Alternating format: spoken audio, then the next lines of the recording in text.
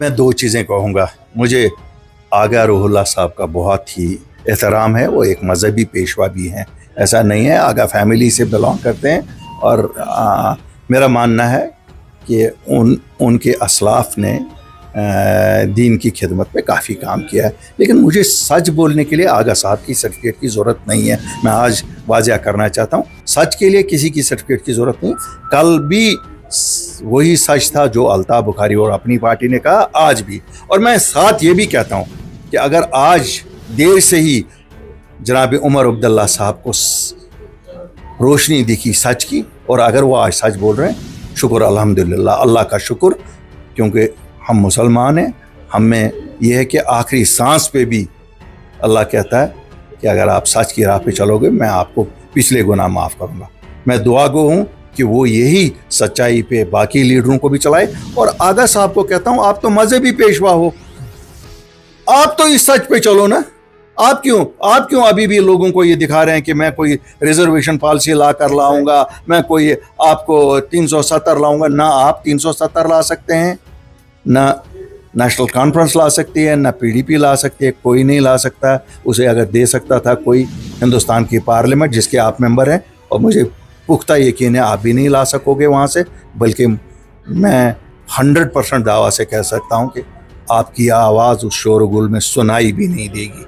यहाँ आप चैनलों पे शोरगुल कर सकते हो, लेकिन वहाँ पार्लियामेंट में आपकी आवाज़ न सुनाई देगी, क्योंकि 547 मेंबर में आप एक अकेले मेंबर होंगे या 2 मेंबर होंगे। वो भी उनको भी मालूम है कि ये इसकी मजबूरी है, ये इसकी ज़रूरत नहीं है। नंबर 1। नंबर 2, कहाँ, किससे, कैसे दे दोगे आप? क्या करेगी, कहाँ, कब, क्या आप लोग करोगे? आप 6 महीने, आप इन बच्चों को कह रहे हो कि 6 महीने, क्या करेगी वो स्टैंडिंग कमेटी?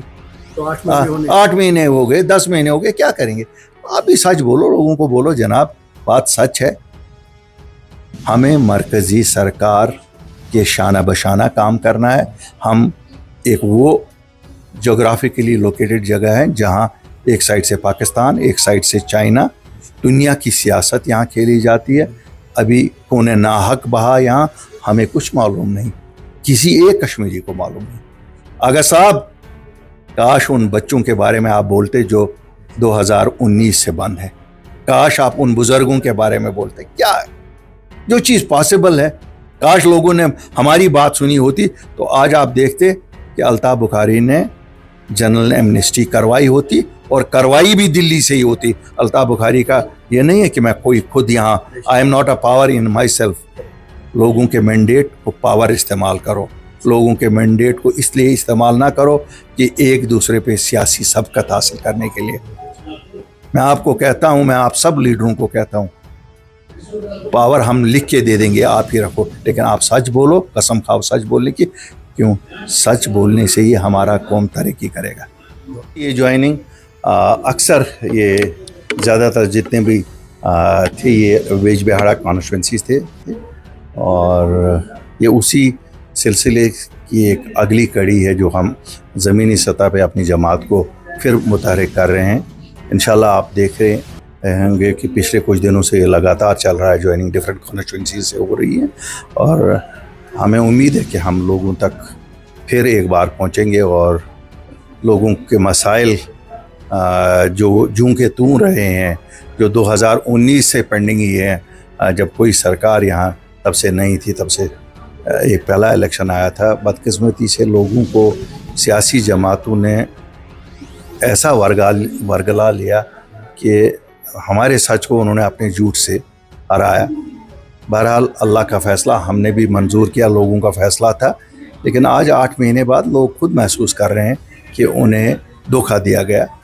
हमें तो मालूम थी उस वक़्त भी कि ये धोखा है, लेकिन शायद वो सियासी कायदीन इतने माहिर हैं लोगों को वर्गलाने में कि हमारा सच कहीं काम ना आया। और रैशनलाइजेशन ऑफ रिजर्वेशन पॉलिसी को लेकर अब 6-7 महीने हो चुके हैं, स्टूडेंट्स काफ़ी ज़्यादा परेशान है, कोई कम्युनिकेशन नहीं हो। मैं आपको बताऊंगा साहब, देखिए मुझे रैशनलाइजेशन की बात कभी समझ नहीं। इसमें क्या है, you have reservation should be based on economic criteria, it should not be based on. सब यहाँ हम कहते हैं नहीं साहब, जो उड़ी में रहता है पुंछ में रहता है, राजौरी में रहता है, इसको रिजर्वेशन दे दो। तो श्रीनगर वाला कहाँ जाएगा जो इकोनॉमिकली गरीब है? जम्मू वाला कहाँ जाएगा? बारामूला वाला कहाँ जाएगा? अनंतनाग कटरा वाला कहाँ जाएगा? तो क्या ये खाली स्पेसिफिक एरिया स्पेसिफिक? फिर एरिया स्पेसिफिक कर दो, सबको हम कहेंगे निकल जाओ श्रीनगर, बारामूला, यहाँ से निकल जाओ और उन एरियाज में जाओ जहाँ reservation should be based on economic criteria. हम इसके खिलाफ नहीं है कि एससी कैटेगरी या एसटी कैटेगरी को ना दी जाए, उनको भी बिल्कुल दी जाए, लेकिन उनमें से भी इकोनॉमिक क्राइटेरिया देखा जाए। और बाकी लोग जो हैं उनको, शहरी श्रीनगर का हाल देखिए, सोपोर का हाल देखिए, अनंतनाग का हाल देखिए, आप जम्मू का हाल देखिए। तो ये वोटों की सियासत कब तक चलेगी? वोटों के लिए रिजर्वेशन इसलिए होनी चाहिए ताकि जो लोग बिल्कुल उस सतह से नीचे हैं, जिनके घर नहीं चल रहे हैं लेकिन पढ़ाई करते हैं, उनको रिजर्वेशन देनी चाहिए। जहां एक मुलाजिम ऑलरेडी है वहां दूसरा क्यों रिजर्वेशन से आ जाए? मुझे बताइए, क्या ये सही नहीं है कि एक ही घर के 10 लोगों को हम रिजर्वेशन के जरिए सरकारी मुलाजमतें देते हैं? मैं सरकार से कहता हूं they should look at it. ये डर रहे हैं सब सच बोलने से, इनको लगता है वोट नहीं मिलेगा। शायद अगर बोलेंगे शायद एसटी वाला नाराज हो जाएगा, चाहे वो मेरा गुजर भाई हो या बकरवाल भाई हो या मेरा पहाड़ी भाई हो। अगर एससी वाला वो शायद अगर उसको रिजर्वेशन, भाई साहब रिजर्वेशन एक बार, एक घर को 10-10 बार आप दे दोगे तो फिर तो ये मरेंगे आम लोग। 70% लोगों को आप देते हो। आप अभी आपने देखा नायब तहसीलदार, क्या नाइंसाफी है।